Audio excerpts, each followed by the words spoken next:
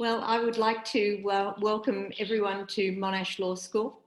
And my name is Jennifer Hill, and I'm the Director of CLARS, the Centre for Commercial Law and Regulatory Studies at Monash Law School. Before we get underway, I would just like to say welcome to country. Attendees here today come from many different places, many from unceded First Nations lands across Australia and internationally. At Monash Melbourne campuses, we acknowledge the people of the Kulin Nations on whose land we are gathered when we are together physically. And today I pay my respects to the Kulin Nations elders, past and present. Thank you all very much for coming today. We are going to be discussing a very hot issue in contemporary international corporate governance, the issue of shareholder stewardship. And we are extremely fortunate to have two expert speakers in this field today. Our speaker from London is Dr. Hans-Christoph Hirt. Dr. Hirt is an executive director and board member of Hermes EOS, which is a leading international stewardship provider. He leads a multinational team in ensuring sustainable success for businesses, and he oversees a global engagement program. He has high-profile engagement with major companies, particularly in Germany and the UK, as well as interaction with key regulators and organisations. In Hans's former life, he worked as an international, he worked in Ashurst, the international law firm. He is also a very scholarly person. Hans has a PhD from London School of Economics, where I think you were supervised by the wonderful Paul Davies, who many people will know. And he is also a teaching fellow at University College London. He's the author of numerous publications on corporate governance and law. And your bio for us tells us that you speak French, German, and Mandarin, and doesn't mention English, but I know he speaks English as well. So welcome. It's fantastic to have you with us from London today, Hans. Our commentator, after Hans has given his talk, which will be around 30 minutes, we're going to have a commentary from Dr. Tim Bowley. Tim is an academic with me at Monash Law School, and he's a corporate law researcher, as well as a corporate law practitioner, and I'll tell you about his past later. Tim's research interests focus on contemporary regulatory debates in corporate and securities law, and he's been particularly focused in the last couple of years on the role of shareholders in corporate governance. He completed last year a much lauded PhD in law from the University of Sydney on the topic of shareholder activism and its regulation in Australia. Tim is currently doing a number of research projects. One of them is with Monash University's Network of Excellence Research Project, which is in conjunction with the National University of Singapore. And Tim is also part of a global stewardship project coming out of King's College London. So like Hans, Tim has a former life, and Tim in that former life was an M&A partner in a national Australian law firm, and he also practiced in London at one of the leading Magic Circle firms. So we're going to kick off today, but just before I pass the floor over to Hans and ask him to unmute to speak to you, I just want to say we will be taking questions at the end of the presentations, and you can leave any questions that you have while the presentations are going on in the Q&A box. If you could just identify yourself and your affiliation, I will then be able to ask the questions at the end. So feel free, as you're thinking of them, to put them in the Q&A box, and we'll get through as many of them as we can after our speakers have finished. So Hans, great to have you here in Australia, and thanks for speaking to us from London today. Thank you very much, Jennifer, for the nice introduction. I always say, I mean, you refer to my English. I think I learned to speak proper English in Australia when I went after high school for gap year to Australia. And in Germany in high school, you learn about English, but you don't really speak very much. And this was sort of sorted during my gap year in Australia, which started in Melbourne, incidentally. I'm also very honored to speak today because we work for a number of Australian superannuation and pension funds, institutional investors, and have a partnership with AXI, which is working really well, mutually beneficial. What I wanted to cover today in my sort of 30 minutes or so is on the next slide, please. A brief introduction as a background to EOS and Federated Hermes, and then really talk about collaborative engagement. And that's something Professor Hill and Dr. Bowley have written about in the Australian context. And I think it's really useful to think about EOS and collaboration, because EOS effectively is a solution for collaborative engagement. The main part of the presentation, I want to give you a few examples of what engagement internationally looks like. And I've picked a few companies covering Europe and Asia. These are the markets I'm most familiar with. We're doing similar work all around the world. And last but not least, I also want to share a few thoughts about the new UK Stewardship Code, and hopefully setting up the discussion later on. So next slide, please. So EOS is, that's the one. Next one, please. EOS is part of a large fund management house called Federated Hermes. And this came together in 2018 when Hermes was taken over by Federated, a large fund manager based in the United States. Federated Hermes together is about 600 billion assets under management. The important part, and the one I'm mainly responsible for, is the so-called EOS or EOS business, the stewardship business, which has a much bigger number, assets under stewardship, we call it, which is 1.1 trillion. And we nowadays work for more than 50 institutional investors just on stewardship, as opposed to fund management mandates. Next slide, please. EOS Hermes has a really long history. Please click once more on the slide so this appears. Thank you. The history really goes back to the 1980s on stewardship and engagement. So we had some very visionary CEOs in the 1980s going to shareholder meetings here in London and holding companies to accounts. So for example, Marks and Spencer is one example where one of our CEOs went to ask questions and made suggestions at the shareholder meeting. So stewardship is very much part of what we've always done since we were founded in 1983.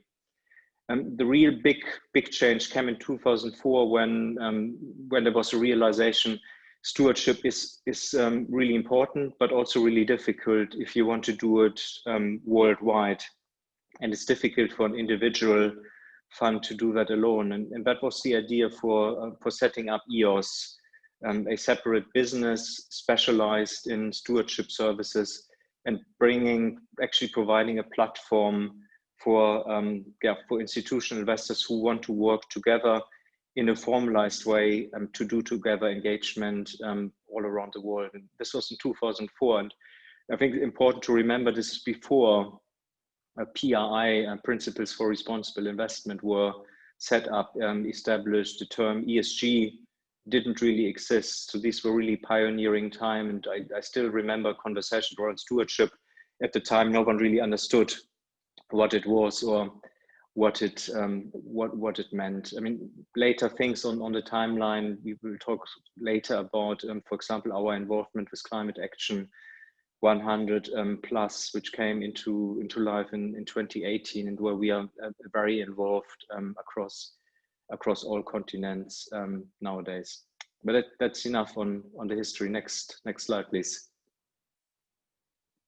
So what EOS effectively being a solution to problems or challenges of doing engagement worldwide. And we have assembled now a very large team.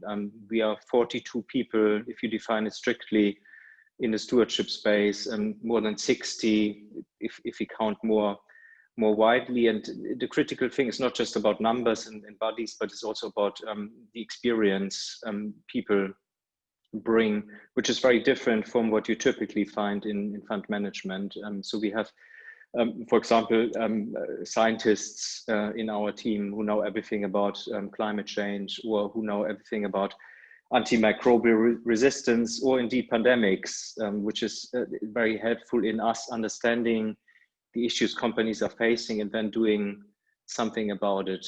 Languages are important, particularly in Asia, but surprisingly also in Europe. And we also have some senior advisors, so some people who are actually sitting on boards right now, who work with us to engage more effectively with companies.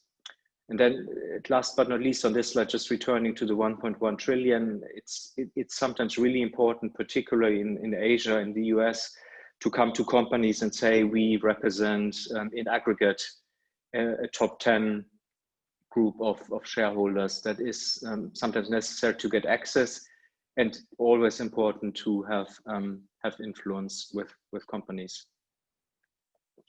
One more, next slide, please. One more slide on just giving you an idea of sort of the scope of the work we're doing. Key figures here, I think, is we engaging with around 1,000 companies worldwide, and that's pretty evenly split across the main regions, main markets.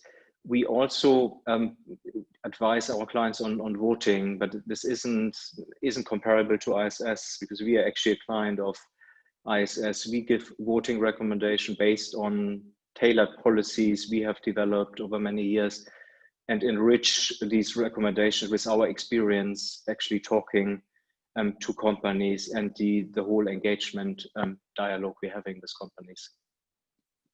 So that by way of introduction, and if we now come back to the topic of collaboration, this is the next slide, is a slightly next one, please. Slightly a little bit looks boring, but it's really important, I think, to understand why collaboration is important. And first and probably foremost is that all institutional investors have highly diversified portfolios, and now there's also very often very significant passive portfolios, which means you don't just have hundreds of companies to cover, but you typically, in a typical pension fund, superannuation funds, you have holdings in thousands of companies all around the world.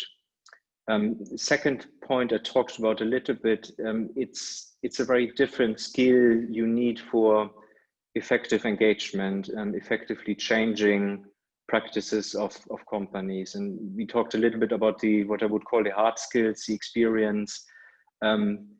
People, one needs climate science, for example, but it's also the soft skills. So many fund managers are great in managing portfolios and making buy or sell decisions, but many of them are not so good in sitting across a table of a chair and influencing him or her. So that's a really important aspect, a soft skill that is different. Third, cost versus benefits, and really proper engagement stewardship costs is not inexpensive, and requires some resource, and benefits are very often they come later, and they can also be enjoyed by free riders, other parties, and that's I think a real challenge. And one of the solutions to address this is to share the costs and basically work together and share a resource. Then I mentioned two more challenges of stewardship, which one is for asset managers.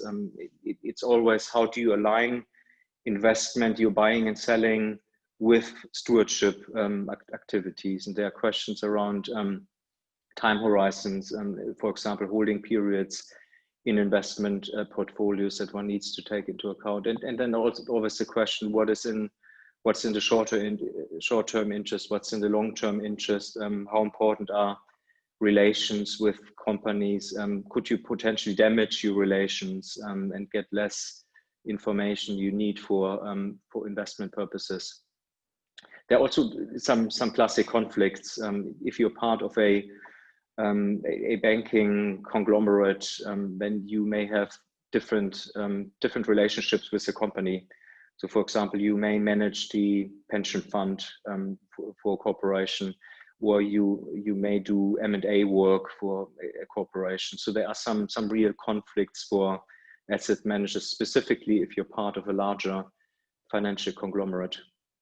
And last but not least, for asset owners, it's always the challenge that typically there are very many asset managers, and they may send very different signals to a company. So as an asset owner, you may have 3, 4, 5 asset managers that are invested in a company, and ensuring that they send consistent signals to a company is a real challenge.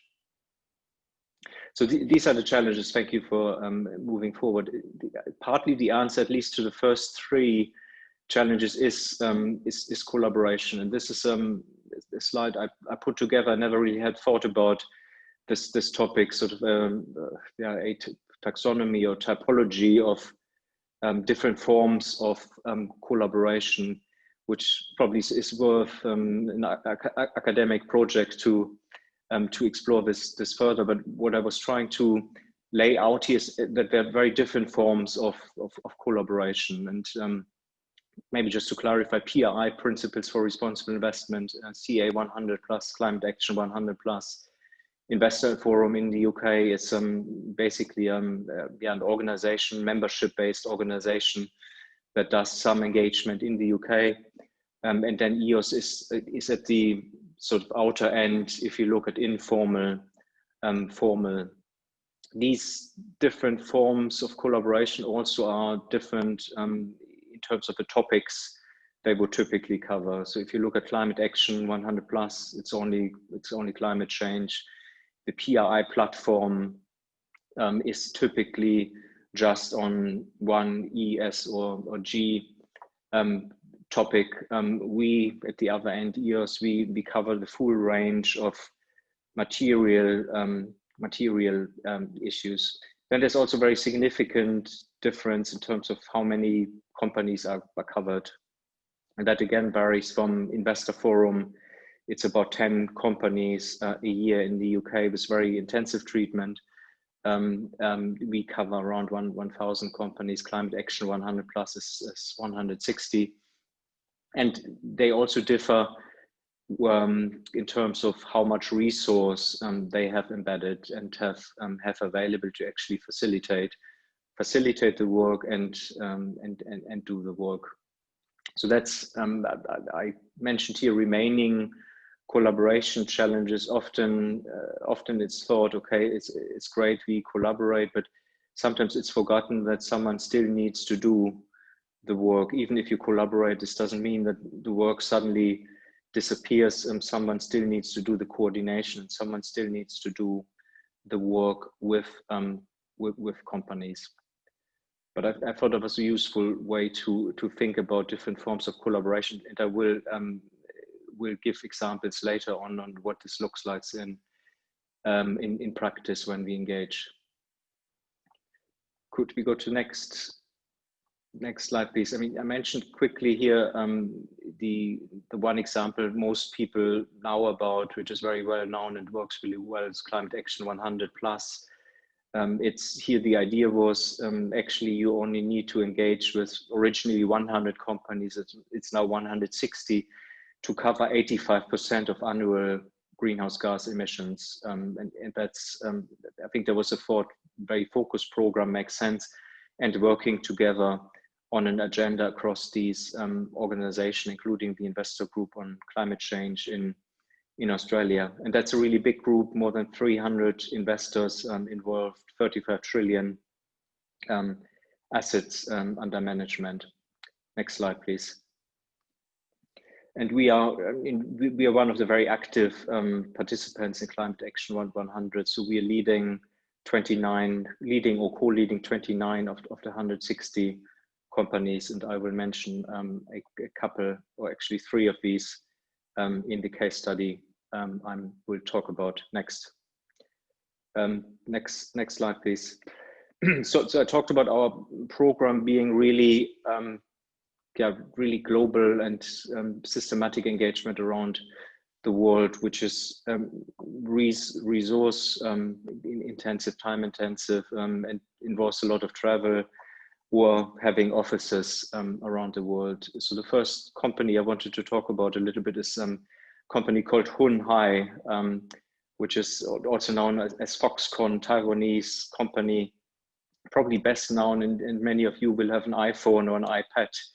They are the major supplier for Apple, and when Apple ran into problems with their supply chain because of the pandemic, it was partly because of the impact the pandemic had when China shut down or went into lockdown in the first quarter. So Hunhai employ around 1 million people in China, and they basically assembling from the parts the iPhones and iPads. And they are working in, it's really factory cities. So it's not like a typical factory in the West. It's factory cities where 100,000 people work and live together. It's a little bit like a university campus. How did this company come on our radar screen? There was a tragic series of suicides in these factory towns about 8 years ago, which raised clearly alarm bells from 2 perspectives. One, from the clients. Apple wasn't very happy as a key major client to be associated with Hunhai, and also investors started to having rather significant concerns about being invested in a company that is in the headlines for having a series of suicides.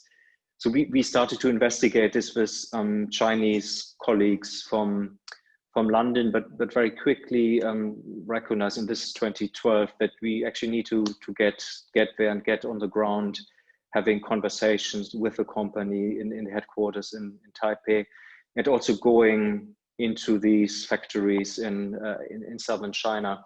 So we were one of the, I think the company said we were the first investor to visit the controversial site in Shenzhen in 2012, and really just getting understanding of what are the issues, what is the company doing about it, and how can we help with best practice from other companies. And one thing I do remember from this visit, walking around on this huge site, were the nets across buildings. So they basically put nets around the buildings to prevent people from jumping down, which was quite, I think an indication of they were dealing with symptoms rather than the causes of overwork and the problems they had created, working young people very hard and being away from their families.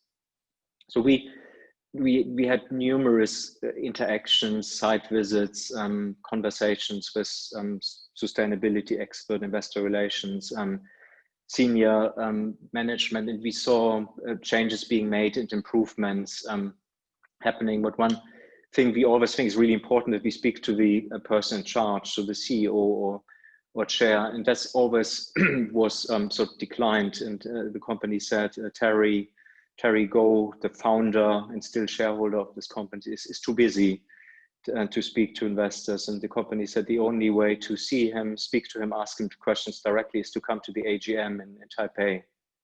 And I think they all thought, okay, they will never come. But we did take the decision to attend the shareholder meeting first time in 2014. And you can move to the next slide, please. And in 2014, we put together for our first intervention a group of investors. So we worked very closely together with some of our Dutch colleagues, Dutch peers, Dutch pension funds, and some of our American peers, and represented at the shareholder meeting a group of around 3%. This was some major headlines, was actually covered in the Financial Times at the time that the European group of investors come to an Asian shareholder meetings and raising some questions to someone who is a key person, very highly regarded in Taiwan and China, Terry Goh, and asking him questions about what's happening in his factories. So on this specific issue, we made some good progress over time. Clearly, the company had pressure from various sides. So we have some progress, seen some progress. The Fair Labor Association certified some of these improvements, and the company actually acknowledged our role in affecting these changes. So they acknowledged that we had made the effort to engage, had shared best practice, and effectively had them to move on with their management and also with the reporting on measures that we're taking.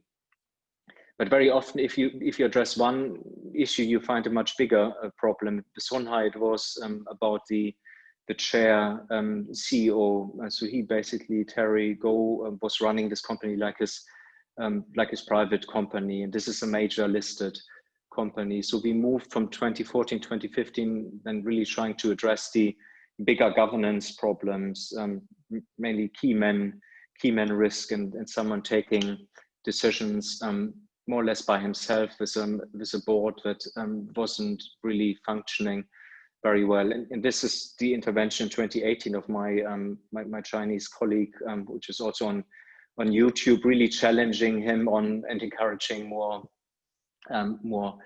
change, better board practice, more effective directors, more independence, and also encouraging him to split the role between chair and CEO. And this has also happened. The practice has changed. He actually stepped down recently, and there's now a much stronger board in place and much better oversight of Honai and the company. So that's something that's still work in progress with Climate Action 100+, but some real successes over the years. And then I'm moving to the next slide, and I'm looking at the time. Probably have time for one more case study. Siemens is clearly a big German conglomerate. They also had a major crisis, major compliance crisis some 15 years ago, where their license to operate was at risk in the US when they were found to have paid bribes and had slush funds of around 2 billion around the world and used this in the US to win contracts.